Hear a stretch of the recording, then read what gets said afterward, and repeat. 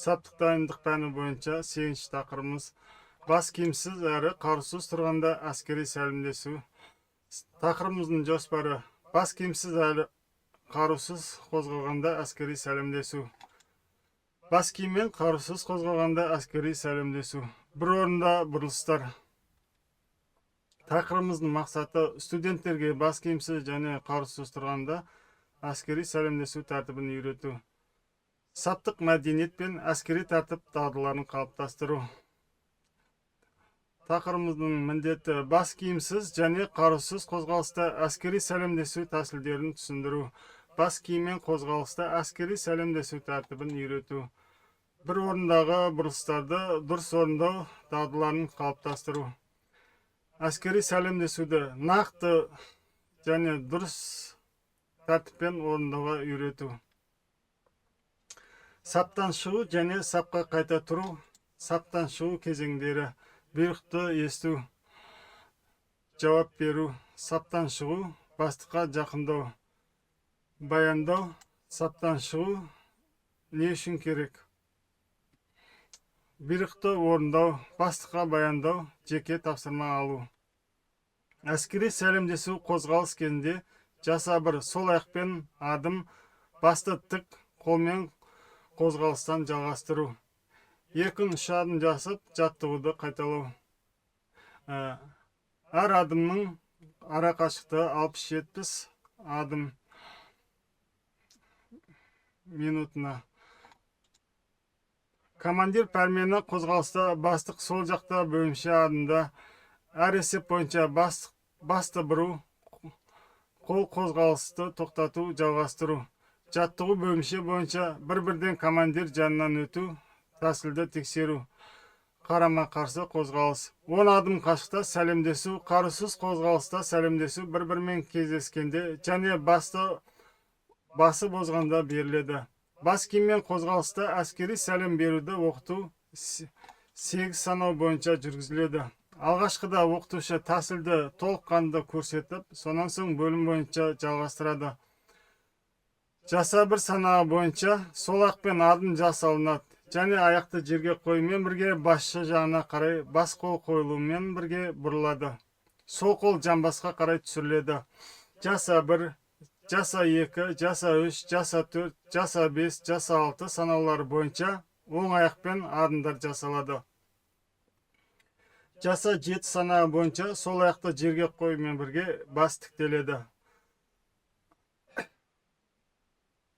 Ал оң қол бас киіммен төмен қарай түсіріледі.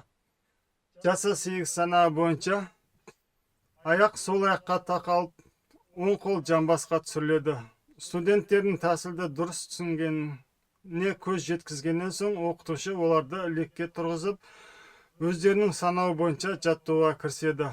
Толық және бөлім бойынша тәсілдерді орындағаннан кейін бөлімше командирі сабақтың аяғында бөлімшені біреуден лекке тұрғызып, өзінің жанынан әр студентті өткізеді. Бас киімсіз қозғалыста әскери сәлемдесуді оқыту үшін бөлімше 4 адымға ара қашықта сақтап тұрады.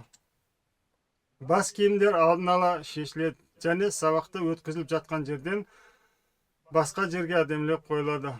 Бөлімше командирі бастық орнында тұрған кезде және әскери қызметшілердің бастыққа қарама қарсы қозғалысы кезіндегі әскери сәлемдесу тәртібін көрсетеді. Бастапқыда бөлімше командирі бас киімсіз әскери сәлемдесу тәртібін, яғни тәсілін орындайды. Тәсілді толық және бөлім бойынша көрсеткеннен соң, командир бастыққа 5-6 адым жерде бас киімсіз, саптан тысқары қозғалыста әскери сәлемдесуді орындау үшін бір мезетте аяқты жерге қоюмен қолдардың қозғалысын тоқтату қажет. Және қозғалысты әрі қарай жалғастыра отырып, сондай-ақ ол жаққа бұрылып, оның бетіне қарау керек екендігін түсіндіреді. Бастықтан өткеннен кейін басты қайта тік ұстап, қолдардың қозғалыстан жалғастыруға болады. Әрине, әскери сәлемдесу нық және жарқын орындалуы тиіс. Әскери сәлемдесуді саптан тысқары өз орнында бас киімсіз, бастықтан 3-4 адым жерде тұрып, ол жаққа бұрылып, саптық тұрысты қабылдау керек және оның соңынан бұрыла тұрып, оның бетіне қарау керек. Егер бас киім киілген болса, сондай-ақ саусақтар бірге алақаннан тік, ортаңғы саусақ бас киімнің шетіне, күн қағарда тиіп тұратындай, ал шынтақ иықтың сызығында және биіктігінде болатындай етіп, оң қолды қысқа жолмен бас киімді ұстау керек. Әскери сәлемдесуді саптан тысқары қозғалыс кезінде бас киімсіз бастан 3-4 адым жерде орындау үшін бір мезгілде аяқты қоя отырып, қолмен қозғалыс жасауды тоқтатып, басты ол жаққа бұру керек. Бастық өтіп кеткеннен кейін басты тік ұстап, қолмен қозғалыс жасауды жалғастыру керек. Бас киімнен тұрғанда аяқ жерге қоюмен бірге басты бұру керек, және оң қолды бас киімге қойып, сол қолды қозғалтпай жанында ұстау керек. Бастық өтіп кеткеннен кейін сол аяқты жерге қоюмен бір мезгілде басты тік ұстап, оң қолды түсіру керек. Бастықты басы бозғанда әскери сәлемдесу басы бозуның бірінші адыммен орындалады. Екінші адыммен басты тік ұстап, оң қолды түсіру керек. Егер әскери қызметшінің қолы бос болмаса, әскери сәлемдесуді бастың жағына қарай бұрумен орындайды. Әскери сәлемдесуді қарумен орында тұрып, саптан тыс орындау, қарусыз орындау сияқты, бұл ретте карабиннің иыққа күйінде қоспағанда қарудың ұсталу күйі өзгертілмейді, және қол бас киімге апарылмайды. Әскери сәлемдесуді карабинмен иыққа күйінде орындау кезінде ол алдын ала аяққа алынады. Бас киімсіз қозғалыстағы әскери сәлемдесу тәсілі 4-6 есепке жүргізіледі. Егер ол орында тұрса, тәсіл 6 есепке орындалады. Тәсіл мына пәрмен бойынша үйретіледі. Қозғалыс кезінде әскери сәлемдесу бастық сол жақта, оң жақта бөлім бойынша жаса 1, жаса 2 және тағы басқа мұндағы жаса 1 есебі бойынша сол аяқпен адым жасап, бірдестен аяқты жерге қоймен қолдардың қозғалысын тоқтатып, бастық жаққа басты бұру керек.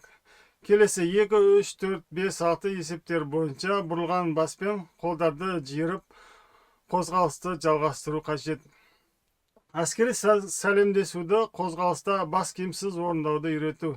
Кезекті жаса 1 есебі сол аяқпен адым жасай отырып, сол мезетте басты тік ұстап, қолдардың қозғалысын жалғастыру қажет. Кейін еркін 3 адым жасап, жаттығуды осы тәртіппен минутында 60-70 адым қозғалысымен қайталау керек. Бөлім бойынша тәсілді қайырғаннан кейін бөлімше командир мысалы мынандай пәрмен бере отырып жаттығуға кіріседі.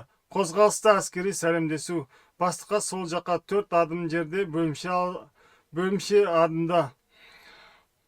Қозғалыс шапшаңдығы минутына 110-120 адым. Мұндағы адымда пәрмені және бір есеп бойынша бөлімше адым жасап, басты солға бұрып, қолдардың қозғалысын тоқтатады. Келесі 2, 3, 4 санақтар бойынша осы қалыппен өтеді. Ал кезекті бір есеп бойынша сол аяқпен адым жасай отырып, басты тік ұстап, 2, 3, 4 есеп бойынша жорық атымен жүреді. Кезекті бір есеп бойынша сәлемдесу қайталанады. Тәсілді жаттықтыруды аяқтау студенттердің есебінде аяқталуы мүмкін.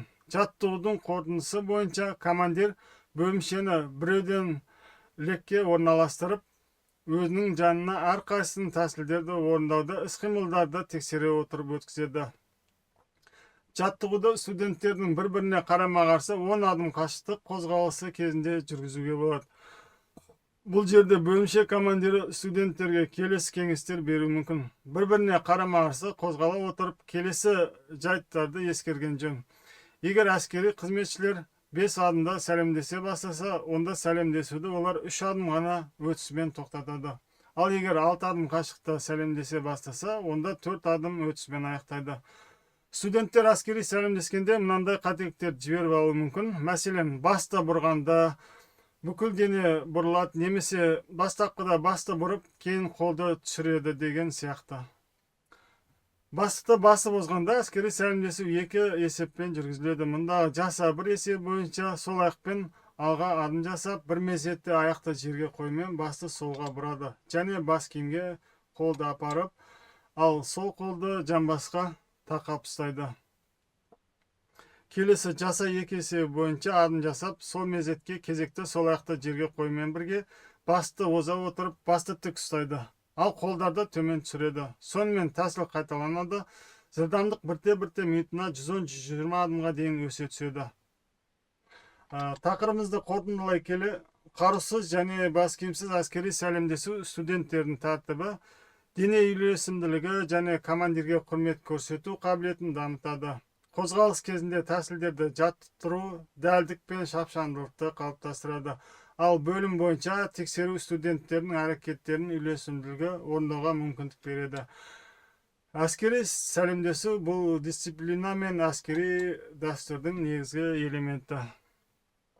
Келесі төмендегі осы тақырыбымыз бойынша қолданылған әдебиеттер.